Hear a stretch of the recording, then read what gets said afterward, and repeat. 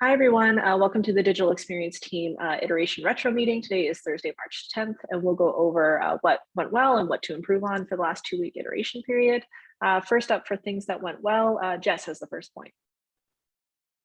Yeah, so I think this was the first week we actually merged a branch in Figma for our team, and no, Tina's saying no, I lied. Where did we merge before? My card updates, the card libraries a couple of weeks ago. Okay, I lied. Well, but it's anyway, a great process. Recently, we've been merging branches in Figma instead of like overriding what exists and just kind of like editing on the fly. And I just think it's working really well. And it enabled us to do like the giant brand refresh while like editing it in this file and then pushing it later, kind of like the way you guys do in GitLab already. And it's great. And I'm really stoked that feature is available to us now. And Megan's up next. Thank you, Nathan and Tyler, for kind of making a plan for this iteration, just things we can get ahead on with the refresh project. I was a little nervous come sprint planning because I'm like, I don't know what to work on, but that helped a lot. So thank you. Looks like Mateo and Miguel are also big fans. So actually, I have something to add to that. So I have a giant list of stuff for next iteration. I'm going to probably share it in like the digital experience channel, and maybe if someone wants to add on to it or make changes to it. Also, how do we want to pick and choose what we work on, or do we just want it assigned? Like, I want everyone obviously to work on what they want to work on, but I don't know the best way to handle this. I don't mind like getting assigned, but I also like looking beforehand. Right now, it's like for me, it's like, oh, this looks interesting. Oh, turns out I need Google Tag Manager. I didn't know that. So I guess like for me, just as a noob, like I like both options. So.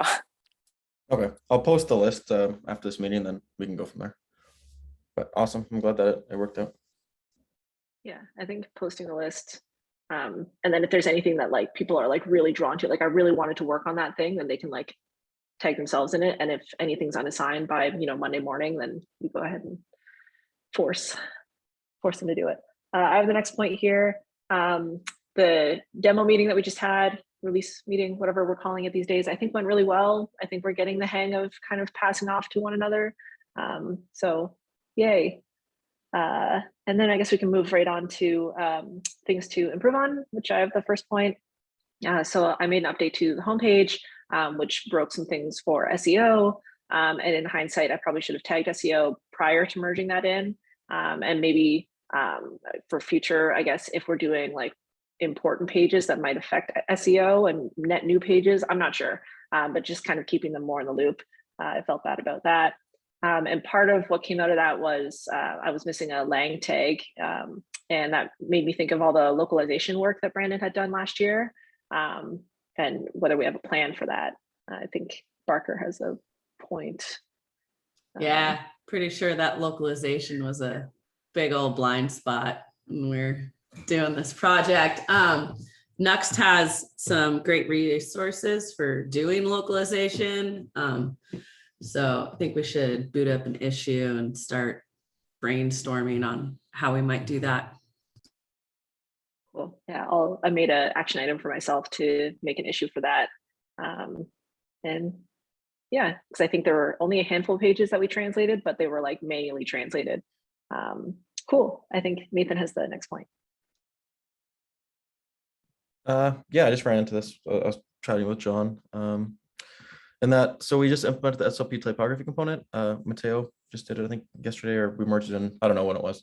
But it doesn't play nice with Markdown. We have to kind of drill down and like get all the children, and it's not the prettiest solution. And especially with localization and internationalization coming up, like what if language reads from right to left?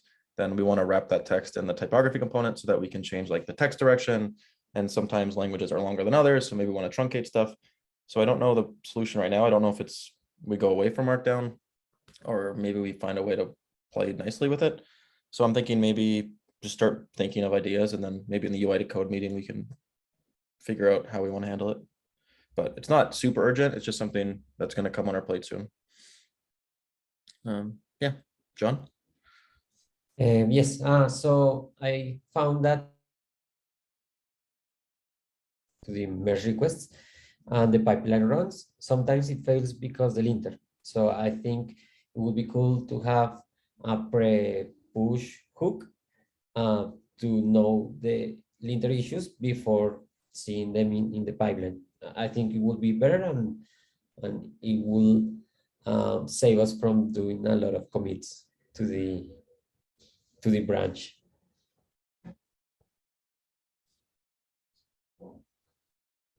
I'll chime in here. I'm not opposed to it. I think we had it in the slippers prior to. There were some strong objections to implementing it. But I think we could do it. We should try it and see if we like it. Right now, I think it's like mandatory, because if the linter fails, your pipeline will fail. So I think it's better to fail locally and not in the pipeline. Yeah, let's do it. Let's create an issue. Do it. Great. Next one is Tina. This isn't a new problem. Just often has this problem also, but getting assets and content from our cross-functional team members is challenging. For some of the issues I'm working on, the MRs are ready to go and there's still no content, and they get old and stale, and people are like, why can't I push this button? Even with an iterative approach, it's still really hard to get things out. And then once that content comes in and you start talking to those team members after you haven't been on that project for 2, 4, 6 weeks, it's really hard to context shift and get back into it again. Yeah, so that needs to be improved on.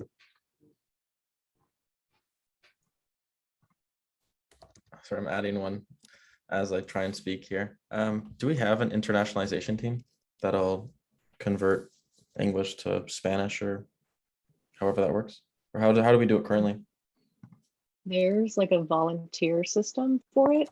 I can go through it with you later separately if you want, but there was like that contribute, there was like a whole presentation on it.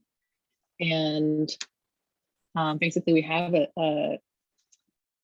like we pay for a platform or something that does like an automatic translation, but what they want is for someone to then go and like double check that and make sure that's correct. And that's kind of where things fall down, because like I said, it's more of like a volunteer system. So some languages are like fully built out and then others aren't. And it's just because like no one who speaks that language has gone in and double checked it.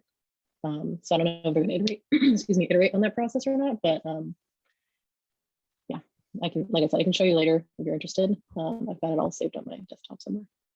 Yeah, that'd be good to know, especially if we're going to implement it into, I guess, our code base. I'd be curious. It's funny because some like more common languages like Spanish are not fully fleshed out, and then some like really obscure languages are. There's not really a, I don't know, means to an end there. Cool. Yeah, I tossed in the link. There's a handbook page about SmartLink, so I think that's the platform we're using. But I think Brandon had gone in and like added separate like language tags to like the demo page and like a handful of other pages that were requested. But yeah, we'd have to kind of go back and then look at how we want to do that moving forward, because that was a band-aid. I know that Brandon kind of pushed back on just manually translating pages. But yeah, any last thoughts? I see we've got some action items to create some of these issues for what we've talked about today. Anything else? No? Okay. All right, cool. Well, thank you so much, and we will see you next time.